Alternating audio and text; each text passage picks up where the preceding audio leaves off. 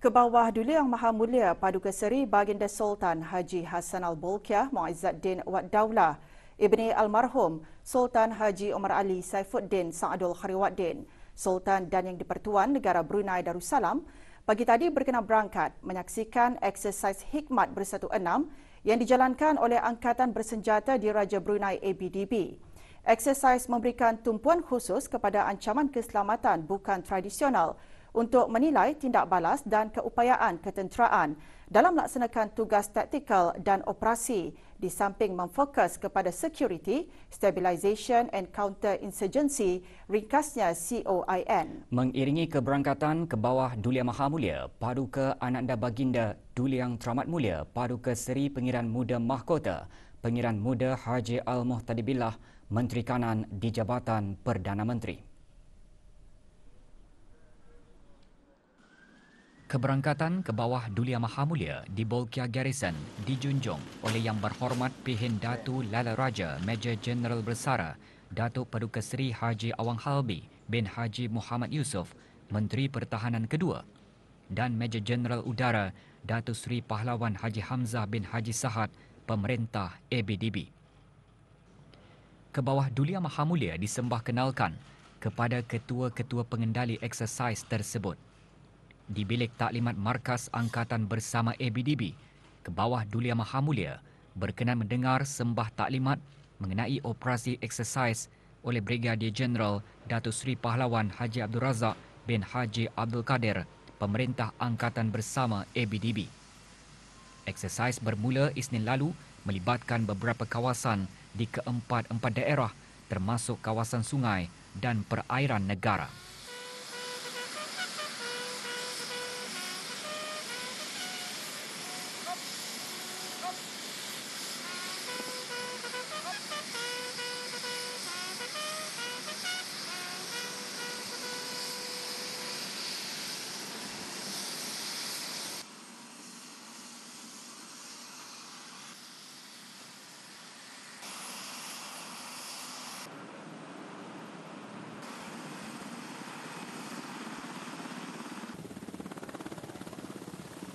Dari Bolkiah Garrison, ke bawah Duli Yang Maha Mulia berangkat ke Penanjung Garrison bagi menyaksikan eksersis Urban Operation di perkampungan Fighting in Built-up Areas, FIBUA. Keberangkatan baginda dijunjung oleh Kenal Udara Haji Hazza Haidi bin Haji Ahmad Daud, Komandan Institut Latihan ABDB. Taklimat mengenai eksersis Urban Operation disembahkan oleh Lieutenant Colonel Haji Alimin bin Haji Subuhi, Pegawai Pemerintah Batalion Ketiga Tentera Darat Diraja Brunei. Pada eksis jam 12, terus ke hadapan ke bawah Duli Tuan Patik adalah menara 3 tingkat. Objektif pada eksis jam 1, satu kali seksyen akan membuat suppress fire. Eksersis mempamerkan keupayaan anggota Tentera Darat Diraja Brunei, Regimen Pasukan Khas ABDB dan British Forces Brunei menjalankan operasi gabungan dalam pelbagai persekitaran dengan tumpuan kepada sumbangan ketenteraan dalam menangani ancaman keselamatan bukan tradisional.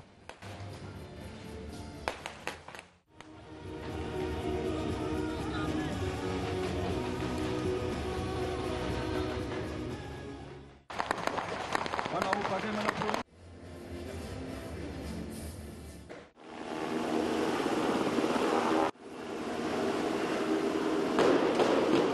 eksersis juga memberikan latihan secara komprehensif kepada anggota ABDB melalui senario kontemporari yang realistik. Ampun, beribu-ribu ampun. Tawanan telah pun diselamatkan dan ketua musuh sekarang sudah ditangkap dan dibawa keluar bagi tindakan selanjutnya.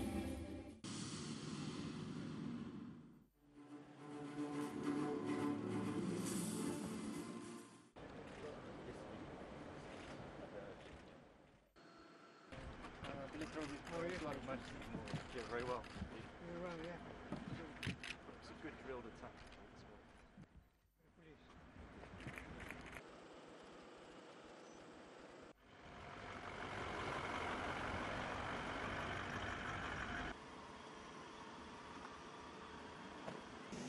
Dari Penanjung Garrison ke bawah Duli Maha Mulia berangkat ke kawasan perairan Brunei bagi menyaksikan serangan penahanan di laut di atas kapal KDB Darut Taqwa. Keberangkatan baginda dijunjung oleh Kapten Khairil Haji Abdul Rahman, Pemerintah Armada Tentera Laut di Raja Brunei.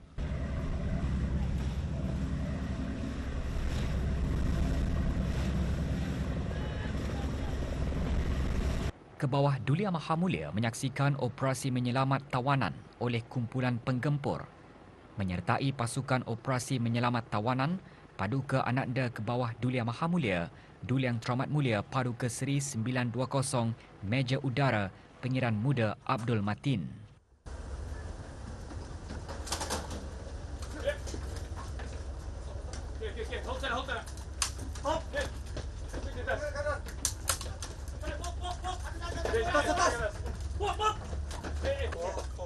Di sebelah. Itu ID ke? ID di sebelah. Silent.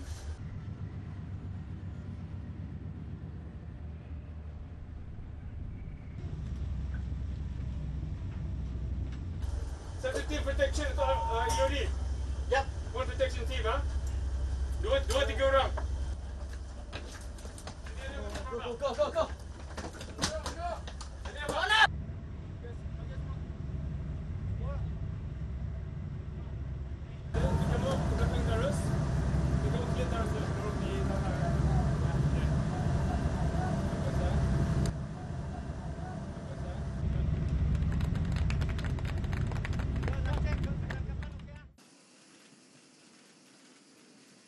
Selepas menyaksikan serangan penahanan di laut ke bawah Duli Maha Mulia berkenan berangkat ke Pangkalan Tentera Laut di Raja Brunei. Keberangkatan baginda dijunjung oleh Kapten Haji Muhammad Sarif Pudin bin Mat Sarudin, Timbalan Pemerintah Tentera Laut di Raja Brunei.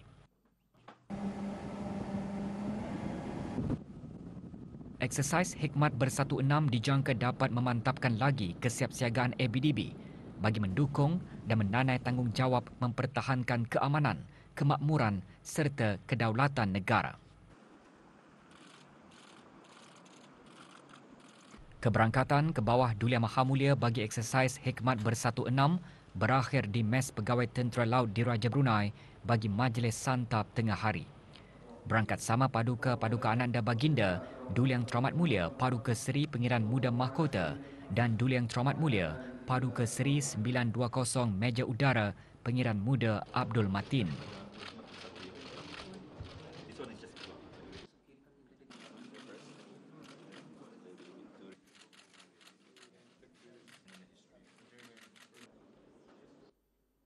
Eksersis Hikmat Bersatu bertujuan menguji dan mengesahkan tindakan ABDB dari peringkat operasional dan taktikal secara lebih terperinci pelan pelaksanaan terhadap respon kepada pelbagai senario. Eksersis melibatkan pasukan polis Diraja Brunei, pasukan simpanan Gurkha dan batalion kedua Gurkha Rifles akan berakhir Sabtu ini.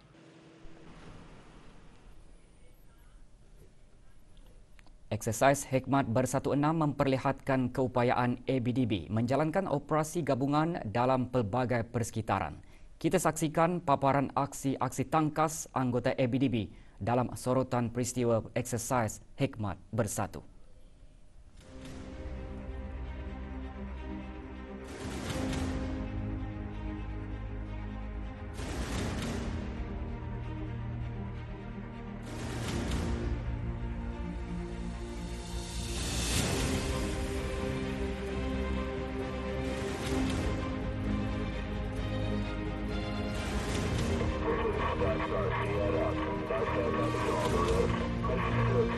Alpha 3 range.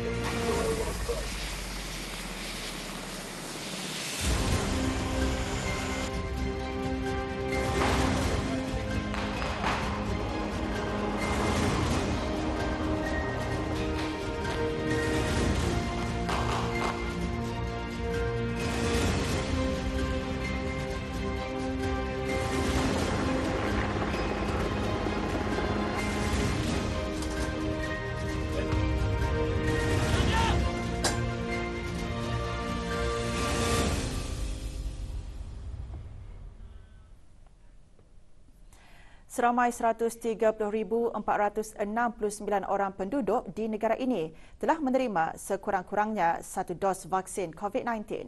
Kembali selepas ini untuk mengikuti perincian bahan beritanya bersama dengan bahan berita lainnya.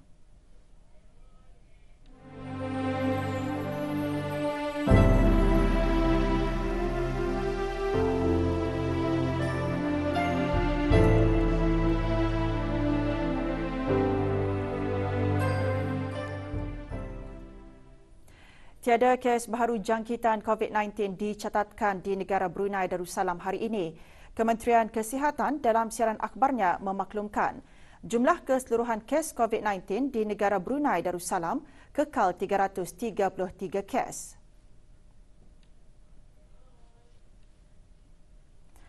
Sementara itu, 53 kes aktif dirawat di Pusat Pengasingan Kebangsaan dengan 5 kes sembuh.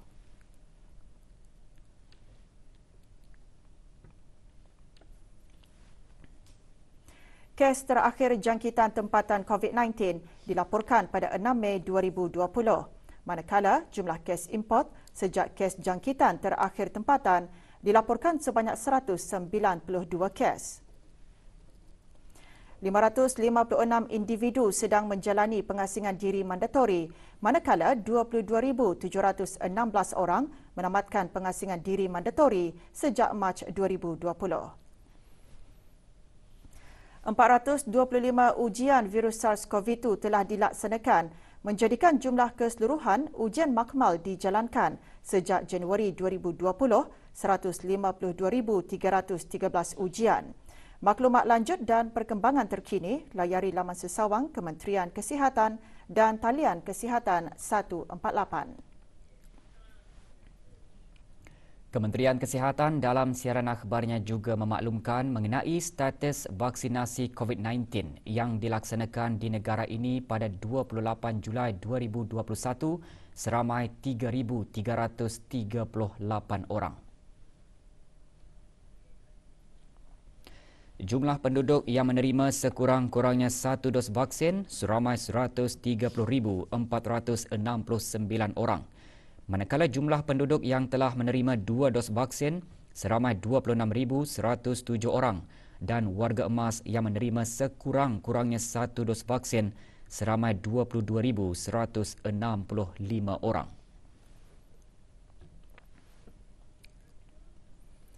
Pengibaran bendera besar negara Brunei Darussalam sempena sambutan ulang tahun Hari Keputeraan ke bawah Duli Yang Maha Mulia Paduka Seri Baginda Sultan dan Yang di-Pertuan Negara Brunei Darussalam ke-75 dilanjutkan sehingga 4 Ogos 2021.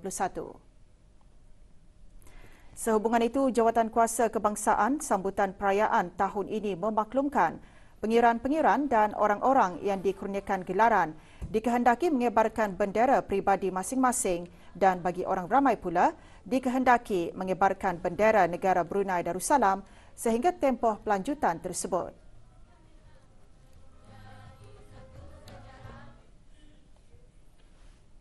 Konsortium Mu'alaf-Preneurs melalui Pusat Dakwah Islamiah, Kementerian Hal Ehwal Agama dengan sokongan Bank Islam Brunei Darussalam BIBD mengadakan Expo Sok Al-Qudwah 2.0. Expo diadakan untuk menyediakan platform rangkaian jualan dan strategi pasaran serta membangun kapasiti jati diri dalam pengupayaan keusahawanan mandiri dalam kalangan komuniti sasaran, khasnya asnaf mu'alaf dan juga golongan asnaf penerima zakat yang lain seperti asnaf fakir dan miskin. Majlis perasmiannya berlangsung petang tadi di Airport Mall, Brakas.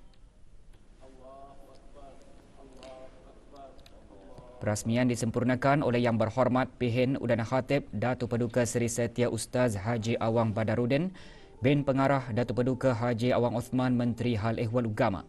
Yang Berhormat Pihin Orang Kaya Seri Kerna Datuk Seri Setia Dr. Haji Awang Abu Bakar bin Haji Apong Menteri Hal Ehwal Dalam Negeri.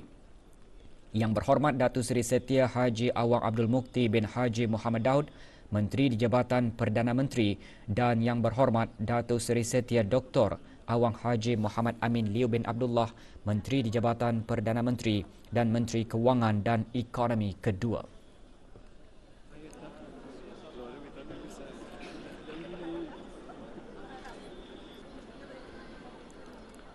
Awang Haji Abdul Rajid bin Haji Muhammad Saleh, Pengarah Pusat Dakwah Islamiah, dalam ucapannya berkata, Expo menitik beratkan konsep perubahan minda dalam kalangan penerima zakat dan penerima bantuan kebajikan yang bertujuan supaya mereka tidak akan sentiasa terus bergantung kepada agihan wang zakat dan bantuan kebajikan sepenuhnya.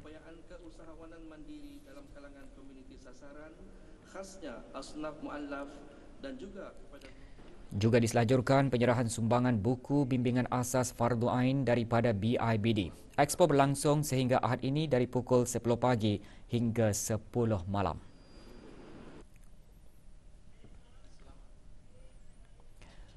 Acara-acara pentas perayaan terus memeriahkan suasana sambutan perayaan ulang tahun Hari Keputeraan ke-75. Semalam pentas perayaan kawasan Gerai Tudung Saji Kuala Belait dimeriahkan dengan persembahan pentarama anjuran Jabatan Penerangan Jabatan Perdana Menteri. Persembahan antaranya mengetengahkan drama sketsa bertajuk COVID oh COVID yang menyeru orang ramai supaya terus mematuhi SOP dan nasihat Kementerian Kesihatan semasa pandemik COVID-19. Hadir ahli-ahli Majlis Mesyuarat Negara dan pemangku pengarah penerangan. Hadirin yang dihormati sekalian, malam ini kita menyaksikan pentas perayaan di kawasan lapang berhadapan Hospital Pengiran Muda Mahkota, Pengiran Muda Haji Al-Muhtadi Billah Tutong pula diserikan dengan semarak nada dakwah anjuran Pusat Kegiatan Warga Emas Tutong. Hadir ahli Majlis Mesyuarat Negara.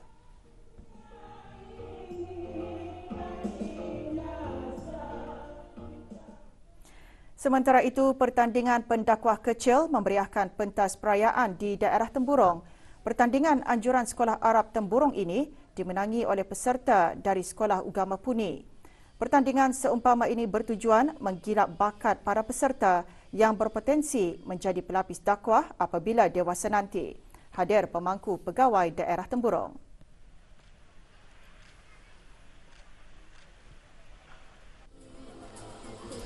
Malam Muzika Harmoni FM juga menyerikan pentas perayaan di Bandar Seri Begawan. Hadir pemangku pengarah Radio Televisyen Brunei RTB. Muzika Harmoni FM dianjurkan oleh bahagian rancangan radio RTB bagi meraihkan sambutan ulang tahun penubuhan Harmoni FM ke-25.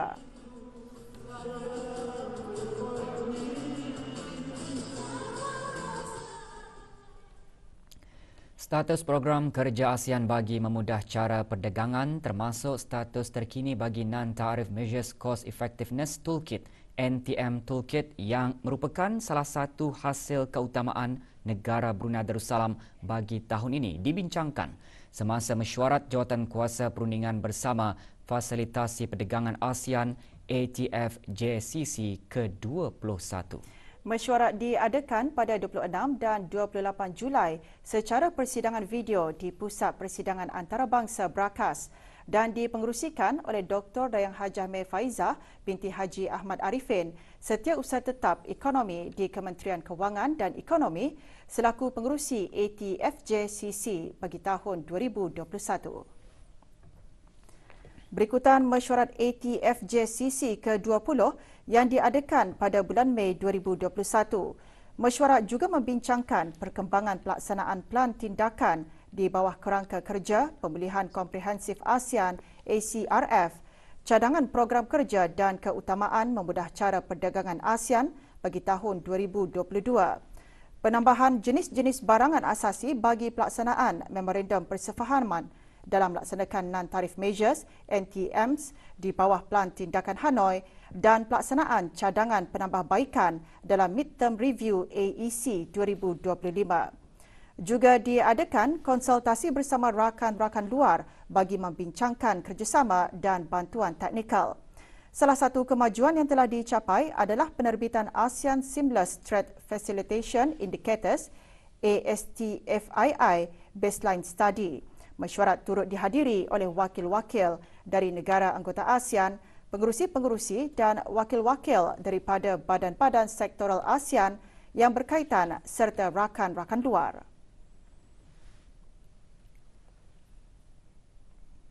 Program Bicara Sejarah Fungsi dan Peranan Balai di Kampung Air bertujuan untuk mendekatkan sejarah kepada setiap lapisan masyarakat di negara ini, terutama sekali kepada para belia dan generasi muda. Program yang dikendalikan oleh Pusat Sejarah Brunei berlangsung pagi tadi di pusat berkenaan di Ibu Negara. Hadir Dr. Siti Nurhalbi binti Haji Wasalfilah, Timbalan Setia Usaha Tetap Kementerian Kebudayaan, Belia dan Sukan. Program diisikan dengan pembentangan bertajuk Institusi Pendidikan Balai Negara Brunei Darussalam 1852 hingga 1956. Penelitian dari sudut sejarah dan MIB oleh Profesor Madya Dr. Haji Awang Asbol bin Haji Mail bagi program pengajian sejarah dan antarabangsa Fakulti Sastra dan Sains Sosial serta Akademi Pengajian Brunei Universiti Brunei Darussalam. Pembentangan antara lain membincangkan tentang balai sebagai institusi pendidikan Islam di negara ini yang melibatkan sejarah perkembangannya dalam tempoh 1852 sehingga 1956.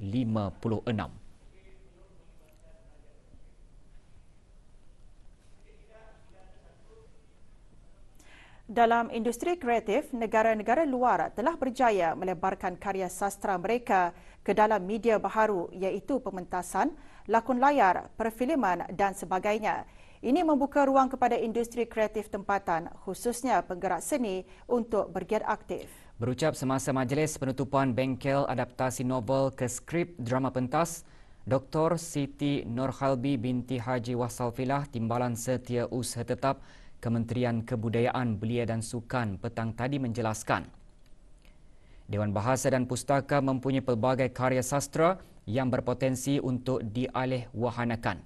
Bengkel tersebut misalnya mengangkat novel tempatan, iaitu novel mahkota yang berdarah karya Yura Halim untuk dijadikan bahan praktikal peserta. Bengkel selama 4 hari itu memperkenalkan para peserta dengan 2 kaedah, iaitu memahami novel dan memudah cara penulisan skrip drama pentas. Bengkel diharap dapat melahirkan beberapa ideologi penulis dalam pelbagai genre sastra di samping menyertai peraduan adaptasi novel ke skrip drama pentas yang dibukakan sejak 30 Jun lalu.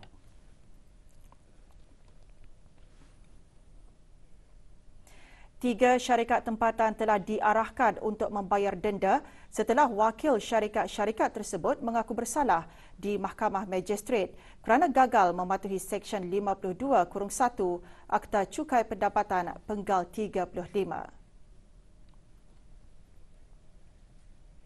Dalam siaran media, Kementerian Kewangan dan Ekonomi memaklumkan pada bulan Mei 2021, bengkel kereta Brakas Sendirian Berhad telah dikenakan denda sebanyak RM5,000 kerana gagal menghadapkan penyata cukai pendapatan bagi tahun-tahun kewangan yang berakhir pada 31 Disember 2014, 2015, 2016, 2017 dan 2018. Pada bulan Jun 2021, Akil Syafi Sendirian Berhad telah dikenakan denda sebanyak RM5,000 kerana gagal menghadapkan penyata-penyata cukai pendapatan bagi tahun-tahun kewangan yang berakhir pada 31 hari bulan Disember 2014, 2015, 2016, 2017 dan 2018.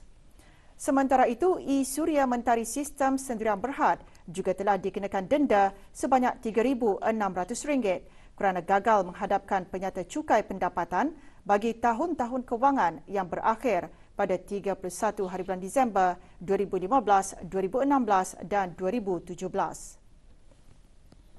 Bahagian hasil Kementerian Kewangan dan Ekonomi mengingatkan syarikat-syarikat yang berdaftar di bawah Akta Syarikat Penggal 39 untuk menghadapkan penyata cukai pendapatan masing-masing selewat-lewatnya pada 30 Jun bagi tahun taksiran yang berkenaan. Kegagalan untuk menghadapkannya adalah menjadi satu kesalahan di bawah Akta Cukai Pendapatan Penggal 35. Jika didapati bersalah, boleh dikenakan denda sebanyak RM10,000 dan jika gagal membayar, boleh dipenjarakan selama 12 bulan.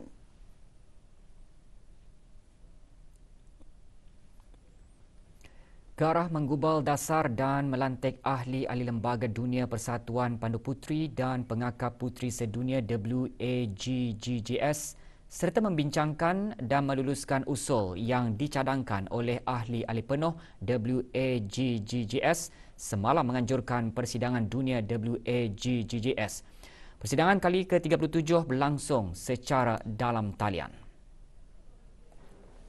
Ketua Perwakilan Negara Brunei Darussalam Dayang Hajah Siti Hafsah binti Haji Abdul Halim, Ketua Pesuruhjaya Persatuan Pandu Puteri Brunei Darussalam. Antara usul cadangan yang mendapat perhatian utama ialah meningkatkan jumlah penglibatan wanita muda di bawah umur 30 tahun dalam peringkat pentadbiran dan penggubalan dasar serta dalam latihan-latihan perkembangan kemahiran. Antara objektif utama persidangan adalah membentuk strategi untuk masa depan serta merangka perancangan yang bersesuaian dengan keperluan dan keutamaan ahli-ahli persatuan. Daerah Temburong memiliki pelbagai produk kampung yang unik dan berpotensi untuk dimajukan sebagai satu kampung satu produk.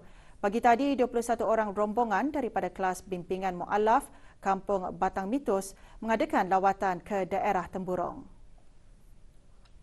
Rombongan antaranya menyaksikan hasil kerja tangan, pembuatan kraf tangan, pemarang dan produk kraf tangan yang lain di Balai Ibadat Kampung Semabat Mukim Bokok. Rombongan juga melihat demonstrasi pemprosesan telur itik masin dan pameran serta makanan tradisi yang diusahakan oleh Biro Wanita Majlis Perundingan Kampung Puni.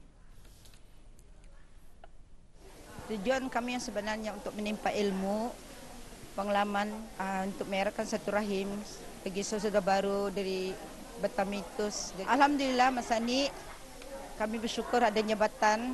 Kalau dulu memang payahan melalui dari negeri jiran lah. Sini alhamdulillah dah sampai 1 jam dah sampai sini. Itu kemudahan lah. Politeknik Brunei PB menang ke atas Kolej Universiti Perguruan Agama Seri Begawan Kupu SB 4-1 dalam kejohanan bola sepak Piala UBD 2021 antara institusi-institusi pengajian tinggi sekaligus menduduki tempat ketiga. Perlawanan berlangsung di Kompleks Sukan UBD. Kupu SB mendahului jaringan pada minit ke-23 melalui awangku Muhammad Afiq pengiran Haji Suhaili. Bagaimanapun, keputusan itu tidak kekal lama selepas PB berjaya mengukuhkan kedudukan menerusi 2 jaringan awangku Abu Zar pengiran Zaidi dan 2 lagi gol masing-masing dilakukan oleh Muhammad Amir Rahimi Abdul Hamid dan Muhammad Helmi Tuan. Penyampaian hadiah disempurnakan oleh Dr. Abang Hazmin bin Abang Haji Taha, pemangku Timbalan Rais Kupu SB. Sementara perlawanan akhir akan berlangsung pada 3 Ogos ini antara Kolej Laksmana Brunei dan UBD di Belapan dan Padang, Kompleks Sukan Negara Hassanal Bolkiah, Brakas.